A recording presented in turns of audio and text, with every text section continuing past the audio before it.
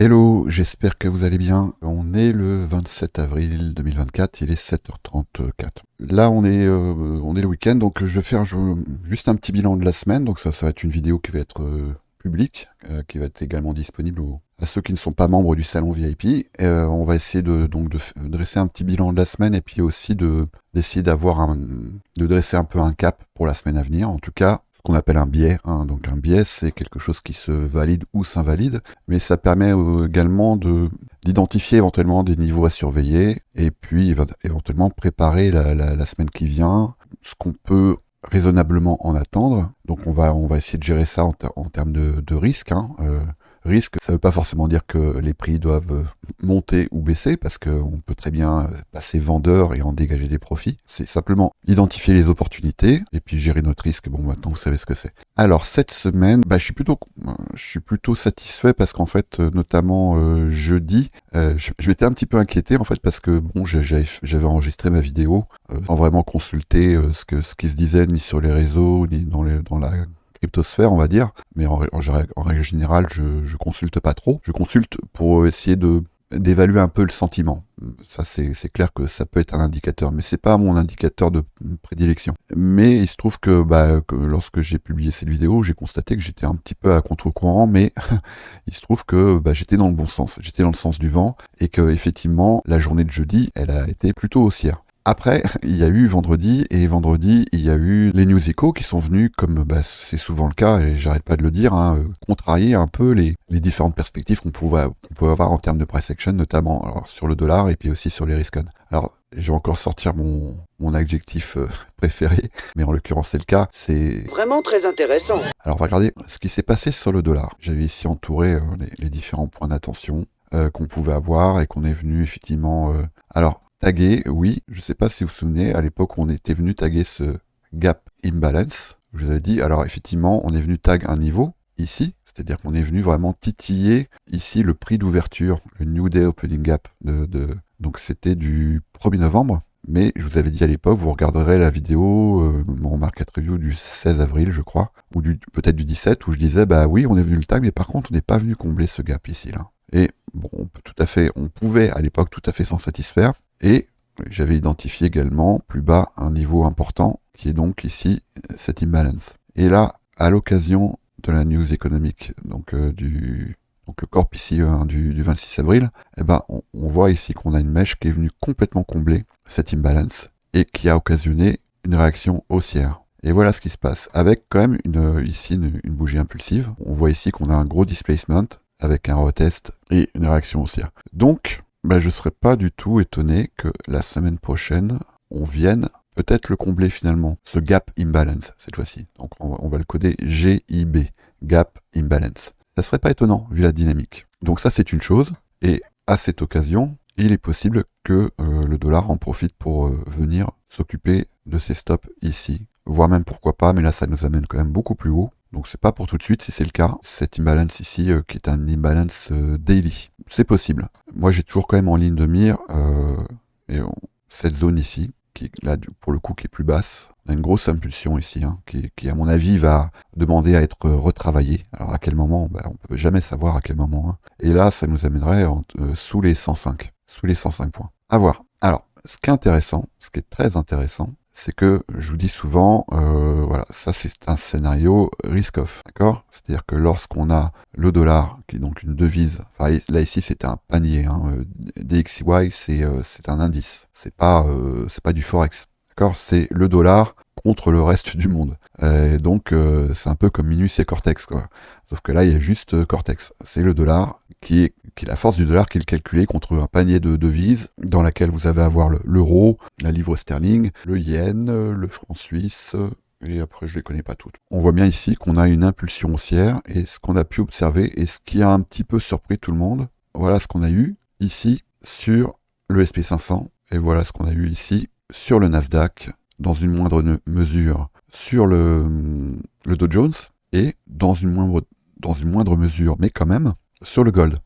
Et j'arrête pas de vous dire que on a en règle générale une corrélation négative entre le dollar et les risques-on. C'est-à-dire que, a priori, normalement, et ça c'est quelque chose dont on peut se servir pour établir un biais, si le dollar il fait ça, on va s'attendre à ce que les risk-on fassent en règle générale en corrélation négative presque parfaite, que les risk-on fassent ça. Et il se trouve que ici, les risk-on, ils ont fait ça. Ils n'ont pas fait ça, faut faire attention, mais ils ont fait ça. Alors là, je vais encore me référer à une sorte de bible que je peux avoir, mais en tout cas, c'est ce qu'en dit Michael J. Dustin, donc pour ne pas le nommer ICT. Et là, on va aller voir dans le trône, pour ceux qui ne sont pas élèves. Ça vous permet de regarder un petit peu par le trou de la serrure ce qui s'y passe. Donc là, on n'est pas dans le salon VIP, mais j'en avais parlé aussi dans le salon VIP.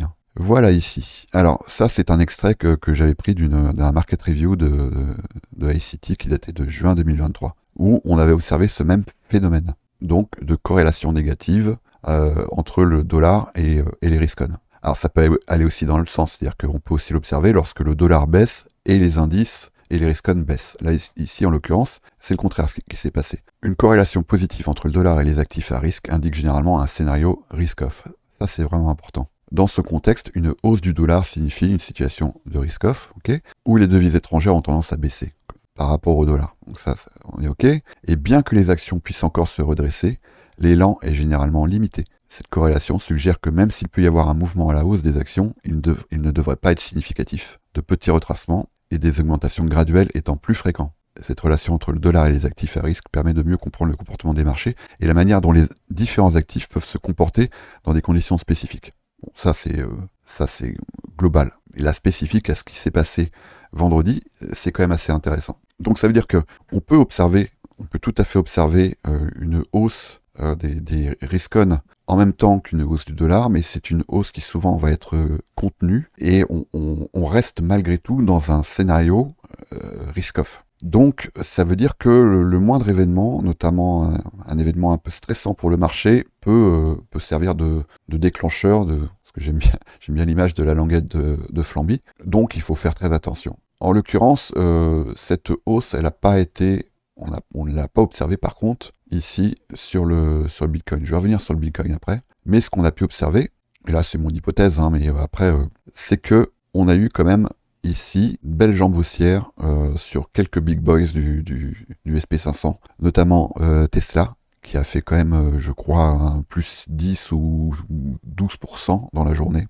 Google également. Et vous voyez qu'ici, on a même eu là carrément un gap, un gap d'ouverture, l'ouverture du marché américain. Donc Tesla, Alphabet, donc Google, pareil, fermeture ici, et là, ouverture du marché, gap, et également sur Amazon. Voilà, donc ils ont un tel poids, j'ai pas regardé Apple, mais c'est vrai qu'ils ont c'est quand même des gros mastodontes qui ont un poids important sur les indices, et notamment les valeurs technologiques, donc le Nasdaq, le SP500, mais dans une moindre mesure sur le Dow Jones, et c'est la raison, à mon avis, pour laquelle on a observé ici une corrélation moindre sur le Dow Jones, mais on voit bien la différence ici sur le Nasdaq et le SP500.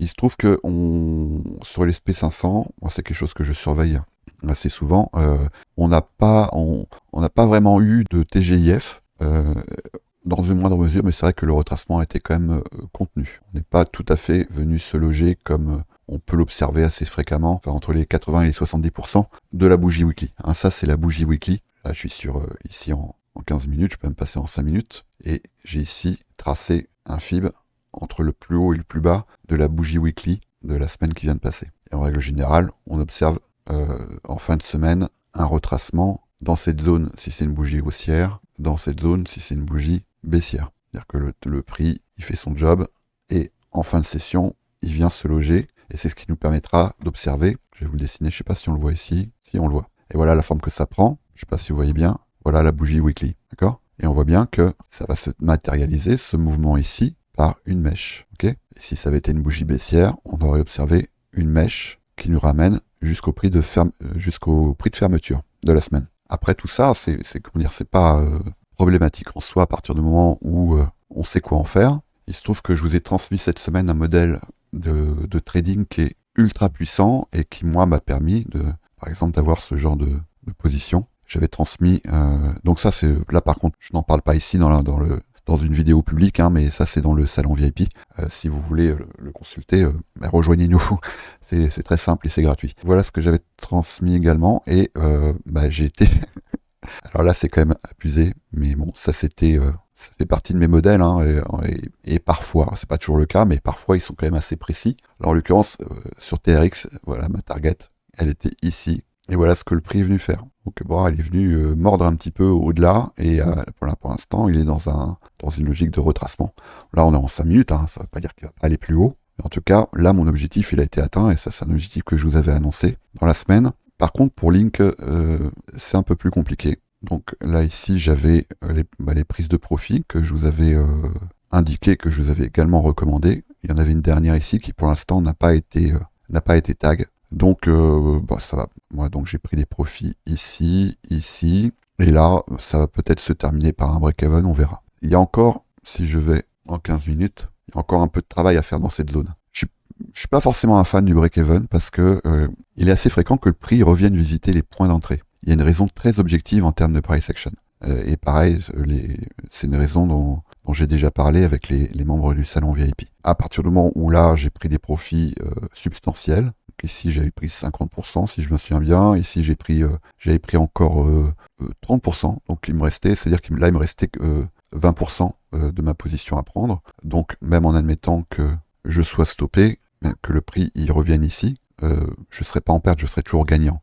Et il est, à mon avis, pas exclu que le prix, ce serait assez sournois, mais que le prix revienne ici et ensuite reprenne sa courbe. Voilà pourquoi, la raison pour laquelle je ne vais pas forcément envisager un BE. BE, ça veut dire break-even, hein, c'est-à-dire qu'on sort au niveau où on est rentré. Donc, a priori, c'est une position qui ne génère ni perte ni gain. Et là, en l'occurrence, moi, je suis déjà en gain, donc je m'en préoccupe un petit peu moins. Une fois qu'on a un peu dressé le bilan de la semaine, on peut essayer de regarder un petit peu. Le week-end sert notamment à ça, même si les marchés crypto sont encore ouverts. On peut quand même essayer de faire un peu une prospective de ce qu'on pourrait attendre de la semaine à venir. En l'occurrence, voilà ce qu'a fait Bitcoin. Et là, je vais aller en 1 heure. On voit qu'on est toujours, pour l'instant, contraint dans ce range. Et là, je vous en parle depuis qu'on est venu réintégrer ici l'équilibrium, c'est-à-dire depuis le 15 mars. Donc ça fait quand même ça fait plus d'1 mois qu'on observe ça. Un range, on peut commencer à l'acter à partir du moment où on a 3 bornes. Et là, en l'occurrence, les 3 bornes, on les avait ici. 3 bornes, et après, ce qui nous permet de définir donc une borne haute, une borne basse, un équilibrium, un discount et un premium. D'accord ?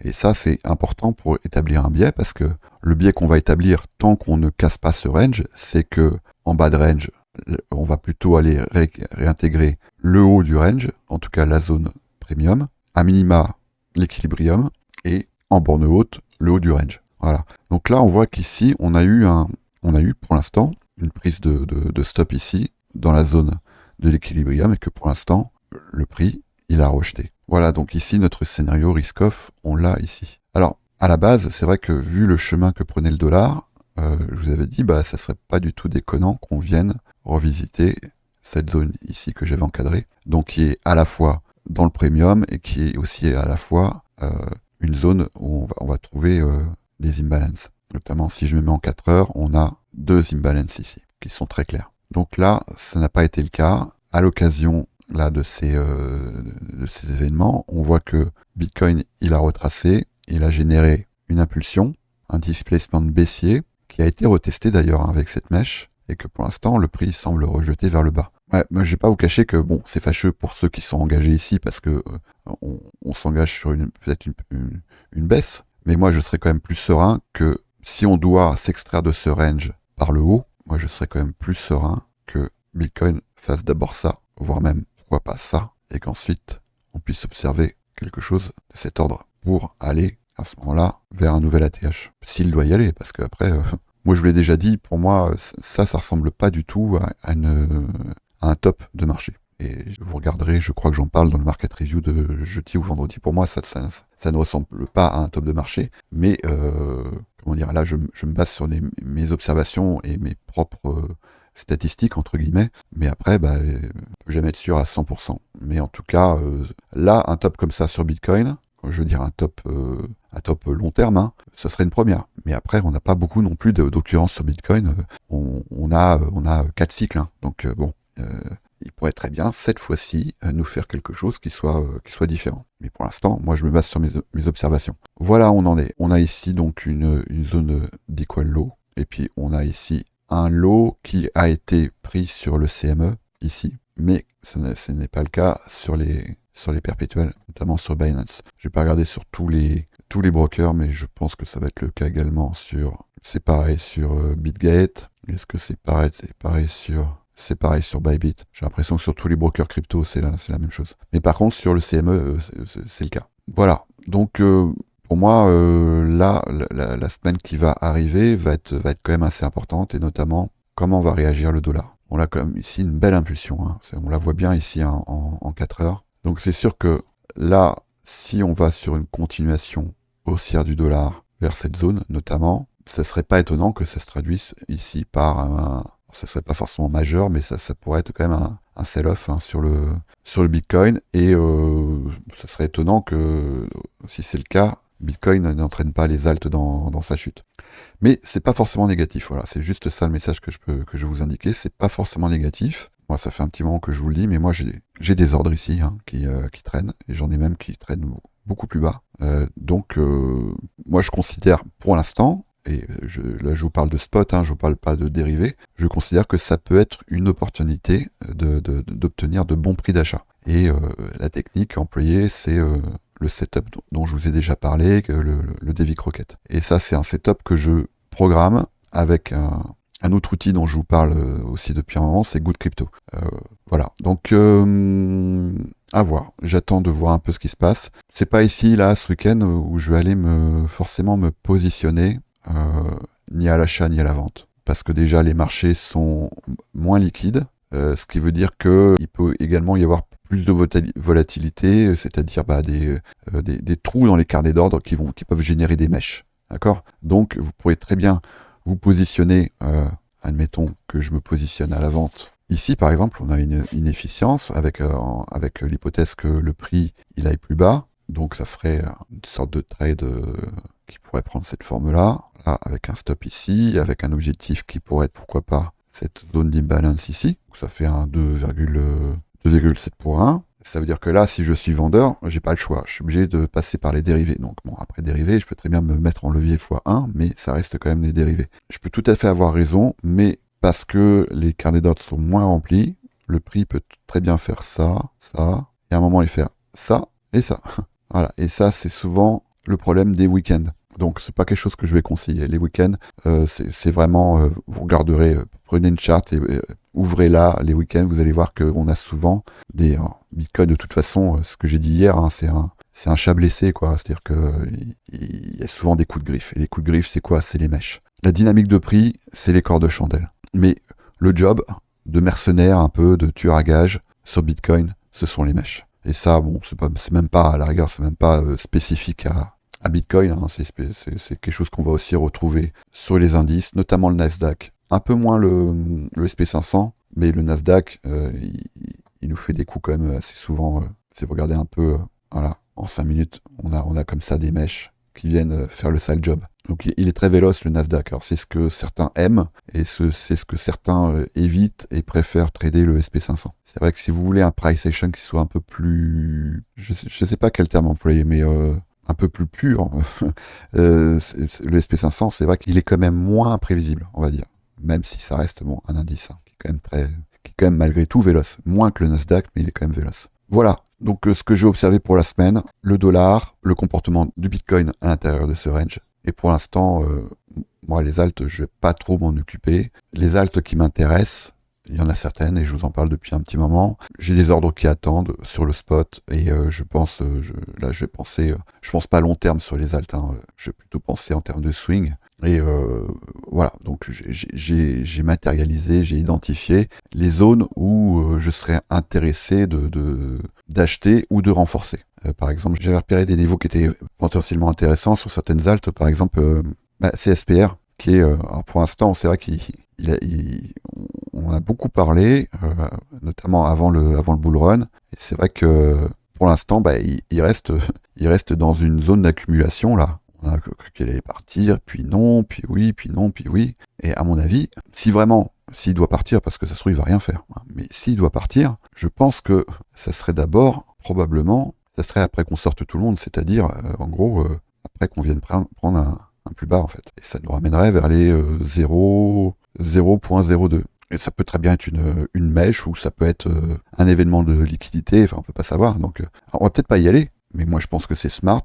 Et ça c'est pas réservé à CSPR, mais les assets sur lesquels vous êtes engagé, sur lesquels vous avez construit des positions, de repérer comme ça, de prendre le temps, et le week-end je trouve que c'est bien pour ça, de prendre le temps, de repérer des niveaux qui pourraient être intéressants et qui pourraient faire l'objet d'un retest, si vous êtes intéressé par Shiba par exemple. Voilà, de caler un ordre par ici, dans cette zone-là, pourquoi pas ici. Vous voyez, toutes les zones en fait, les zones d'inefficience, surtout sur les mêmes coins, ça peut se traduire par voilà, un travail, hop, une mèche et on repart. Et c'est ce qui s'est passé en l'occurrence par exemple. Alors, parce que ça en plus, ça c'est un truc que j'avais annoncé. Hein, donc, que j'avais annoncé. C'est un truc que, voilà, par exemple, ce qui se passe à Shiba, on a été dans une zone d'accumulation qui a duré très longtemps. On a eu un mouvement qui a laissé entendre à tout le monde que ça y est, ça va partir, ça va partir. All in, all in. All in, des fois avec gros levier. Et qu'est-ce qui se passe? Avant que ça parte vraiment, bam, mèche. Et donc quelqu'un qui s'est dit, tiens, ici, on a une zone d'inefficience. Ici, on en a une là également. Ben, je vais placer un ordre. Ici, on en a une. Voilà. Donc quelqu'un qui a placé un ordre ici, ici. Alors ici, il n'aurait pas été tag. Mais là, il y aurait eu 2 ordres de tag. Et après, en admettant qu'on ait été fil, par exemple, je vais prendre le plus bas, la mèche, ici. On avait une inefficience là, à cet endroit-là. Et juste après, il a fait 45% quand même. Et en admettant que vous soyez resté, que vous ayez pris des profits, évidemment, mais que vous soyez resté engagé, 129%, et il a continué. Et là, ça nous amène sur un mouvement de 350%. Vous voyez ce que je veux dire? Et donc, ça, c'est valable. Alors, je sais pas si vraiment vous êtes intéressé, vous intéressez un peu aux fondamentaux d'un projet et que vous avez commencé à construire une position. Pour l'instant, moi, je pense pas que ça soit le moment de sortir. Ça a été le moment de prendre des profits, évidemment, parce qu'on a eu une jambe haussière qui était quand même importante. Mais en admettant que vous ayez déjà pris des profits et que vous ayez des profits à faire travailler, et vu la saisonnalité dans laquelle on est, c'est-à-dire que moi, je pense que je sais pas si ça va se passer comme 2021, mais 2021, faut pas oublier qu'on avait eu l'halving en mai, qu'on a engagé ensuite une grosse période de consolidation avec même des événements assez stressants pour le marché, avec des dumps, et Bitcoin et les alts sont vraiment partis dans un mouvement qui a laissé un peu tout le monde sur le carreau, parce que c'est arrivé en juillet. Et de juillet à novembre, on a eu 3 mois, juillet, août, septembre, octobre, 4 mois, presque 5 mois de mouvements très impulsifs, qui s'est terminé par un gros climax, et puis après, on sait comment ça s'est terminé. Voilà ce qui s'est passé. Donc, bon, c'est pas un conseil en investissement, mais si vous avez des convictions et si vous pensez que si vous avez déjà des gains et que vous avez un capital que vous pensez réallouer à certains actifs, moi je pense pas que là on est sur des prix qui sont pour l'instant très confortables, parce qu'on est en plein milieu de range, on est en plein milieu d'une consolidation sur beaucoup d'assets. Vous voyez ici, on est vraiment, donc c'est pas forcément ici que c'est le plus confortable. Par contre, de prévoir éventuellement des ordres plus bas. Voilà, je vous indiquais les niveaux que je surveillais. Et ça, c'est une logique que vous allez pouvoir appliquer à d'autres assets que vous surveillez. Bon, on va regarder ce qui se passe. On va laisser passer le week-end tranquillement.